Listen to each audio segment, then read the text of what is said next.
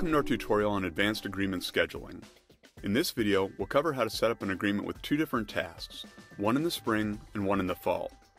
Each task will include a different list of action items, parts, and tools. Now before we can talk about scheduling, we must first create an agreement. To do this, we'll go to the customer list and search for our customer. We'll look for the customer's address by simply entering part of it in the search field and pressing Tab. Right-click the correct result and select Qualify Customer. On the qualification screen, we can see if this customer has an existing agreement. It doesn't look like this customer does, so let's add one by clicking Activities and selecting Create an Agreement. The customer purchased a silver agreement from us on Tuesday, so we'll fill those fields out and let ESC handle filling in the default department, technician, and expiration date. Once that has been completed, click on the Schedule tab.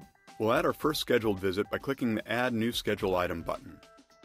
This will bring up the screen where we can choose what task we are going to perform. We'll select Task 1 for our spring maintenance. We can now select how frequently we're going to perform this task. This choice is largely controlled by the type of agreements you're selling and the industry you're in.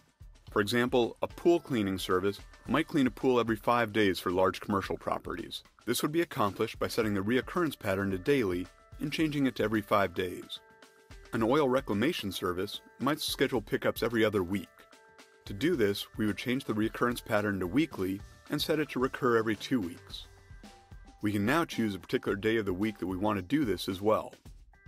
A heating and air conditioning company may sell quarterly filter changes. This could be achieved in several different ways. We could set the reoccurrence pattern to monthly and enter the first day of every 3 months, but this could cause the filter change to be scheduled for a weekend.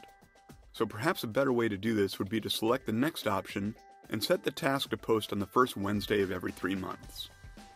For this agreement, however, we want to schedule our first task in the spring. So we can change the reoccurrence pattern to yearly and pick the exact date we want, or we can be more general and set it to the first Monday in April. It's important to remember that we really want these agreements to be renewed and updated automatically, so we don't have to change the agreement each year. So while April 2nd might be the first Monday this year, it probably will not be next year. So let's go with the general setting instead. After we have determined when we want to perform the maintenance, click on the task details to specify what we'll do while we're there and what parts and tools we'll need to get the job done. The first thing I'd like to direct your attention to at this point is the full tasking description. Anything we enter here will flow directly to the notes section of the dispatch that this will create. So if this customer prefers to have a particular tech perform the work, this is an ideal place to enter it. We can also specify a series of subtasks here. In this case, we chose a deliberately generic task that we can customize for different customers by assigning different subtasks for each. In this case, we will be performing a clean and check, which also includes a filter change and blowing out the condensate line. As we add the subtasks, the total time associated with each will be totaled for us, so we can update the main task and get a good feel of how long the entire visit should take. We can now click on the Parts tab to associate any parts we want with this visit. This is very similar to adding parts anywhere else in the system. In this case, we will be selecting two 12 by 12 by 1 inch filters that match the customer's air returns. The tech that sold the agreement also mentioned that this customer has high ceilings, so we'll make sure that the next tech takes an extension ladder out with them when they go to change the filters. So now we're finished with the first task. Let's save it and create the second. This time we'll use Task 2 and set it to recur the second Friday of August. Notice as you set the reoccurrence pattern that the next service date is being updated to show you the next time this task will be performed. This is important because a lot of times when we sell an agreement, we perform the first maintenance visit at the same time.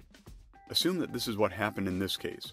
Since we don't want to create another dispatch for it this year, we can change this date to the following year.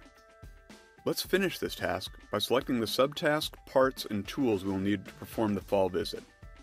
For this visit, we will be performing a clean and check, cleaning the exhaust vent and replacing a UV light.